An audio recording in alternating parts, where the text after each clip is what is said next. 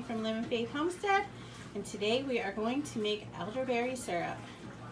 So we're going to do the elderberry syrup because elderberry is amazing for fighting colds, the flu, any respiratory illnesses such as those in the recent news.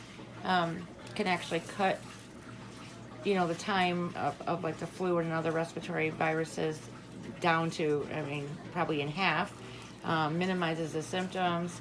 It's just amazing. And also it can be taken as a precautionary, as a daily. So we'll talk about that as we go along and make some. Okay, so the first thing we want to do, of course, the jars that we're going to use, we're going to sterilize. Let me get the lid in there too. Boil all the germs and crapola out of the jars before we add the goodness to them. So let that get back to a little boil and grab my tongs there. So we're gonna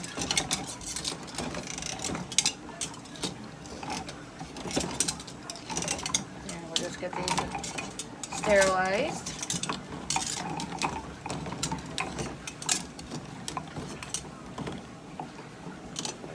Boil. Okay, so there we have our jars, nice and germ-free and sterilized, and they can just sit there and cool while we make our elderberry syrup. Okay, so back at the stove we have about 3 cups of water in the pan. Everybody kind of does it different. They'll let it cook till half is gone. We're just going to actually thicken ours after, but right now we just have the water in there. We're going to add our elderberries, and we're going to bring that to a nice boil. Now we got our elderberries and water. We've got a nice elderberry juice going, boiling, boiling, boiling. We're going to turn it down and just let that simmer for about 20 minutes. We want to get our elderberries nice and soft, get as much of that out of there as we can into the water. Some of the water will evaporate, which you kind of want because we're going to thicken this in a few minutes here, so that'll be helpful.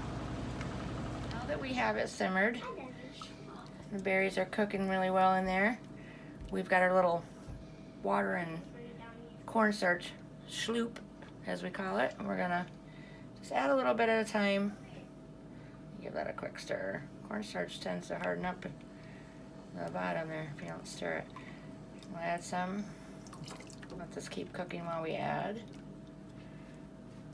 Get her thickened up. You don't have to do this. You can just omit the whole cornstarch sloop. I just prefer to thicken it a little so it's more of a syrup than a liquid, but you really don't have to do this part at all.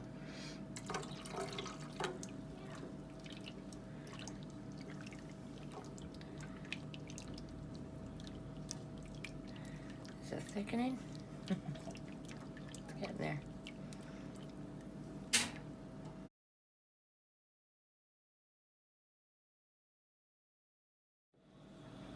Okay, that's starting to thicken up for us now. Ooh, that's how I like it. Of course, it'll thicken more when we get the honey going too. Oh yeah, this I like better than just liquidy.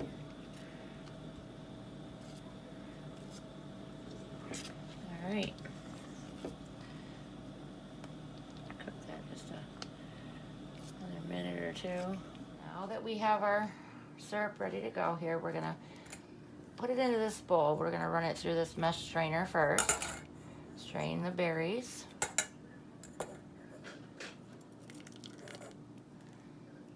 Press those berries right down. Get all that good juice out of them.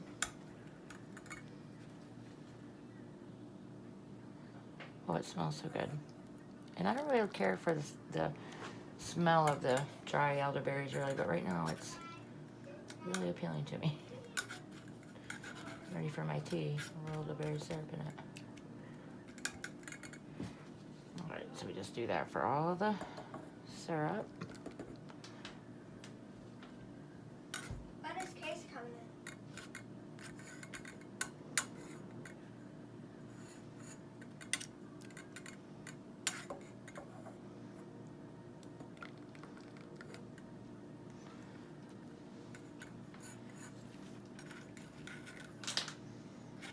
Okay, so now we have our elderberry juice strained, and we're gonna go ahead and add our ginger.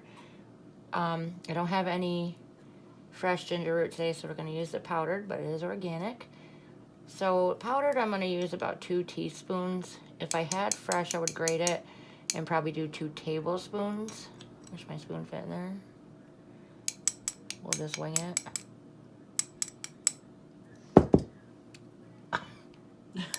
We're winging it, all right. What's going on here?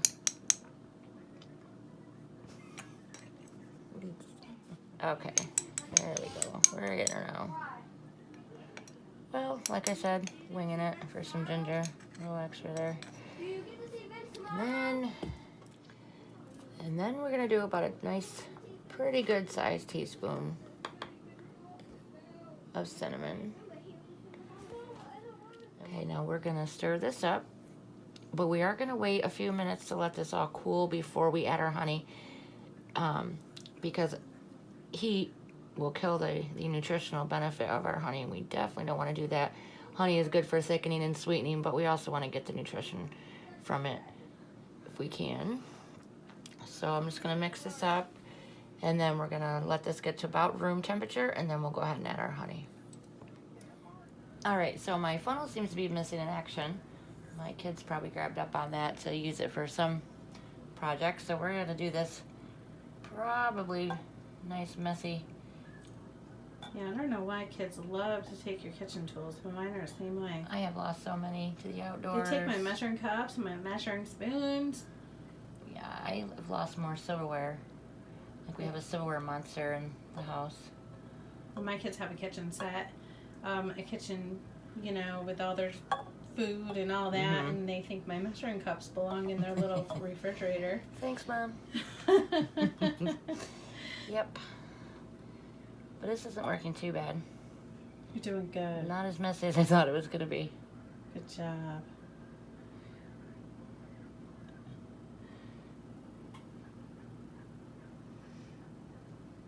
So like I said, we could actually give these a nice water bath and preserve them longer, but for right now, we're just going to stick them in the fridge.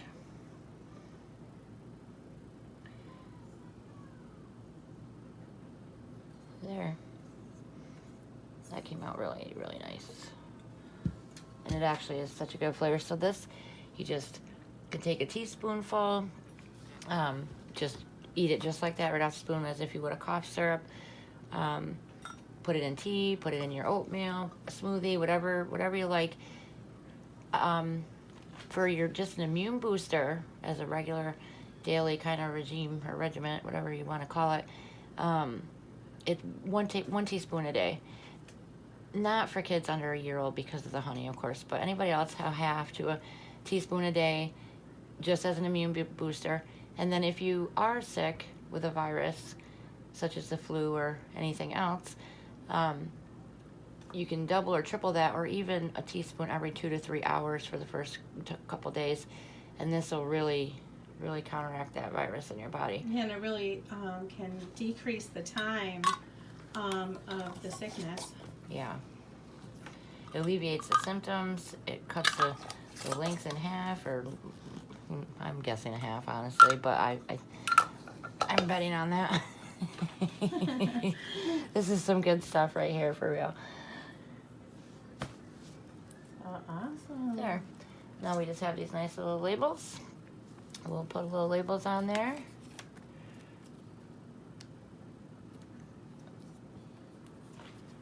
Put them in the fridge. And I saw them online, the dried berries for like $23 a pound,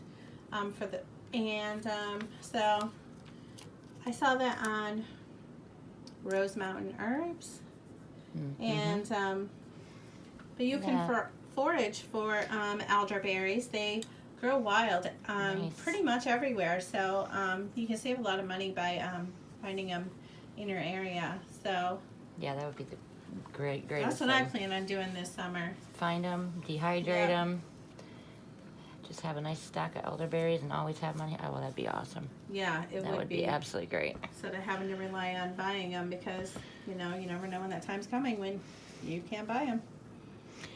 And of course, there are other syrups. You can make other healthy syrups, but to me, right now, this is my absolute favorite, especially for the viruses that are going around. So there you have it. We'll be making some other Elderberry syrup. syrups to show you in the future, and I hope you enjoy this video, and we will see you in the next video. Thanks.